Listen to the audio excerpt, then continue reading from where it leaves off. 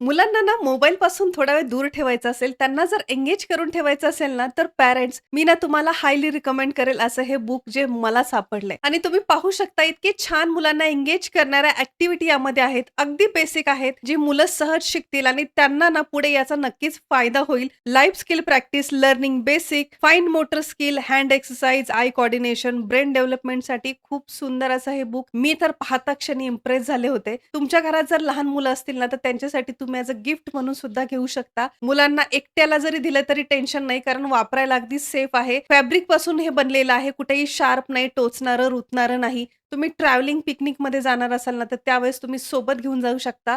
अगदी compact design आहे. अगदी छान बॅगसारखं आहे. त्यामुळे तुम्ही सोबत नक्की घेऊन जा.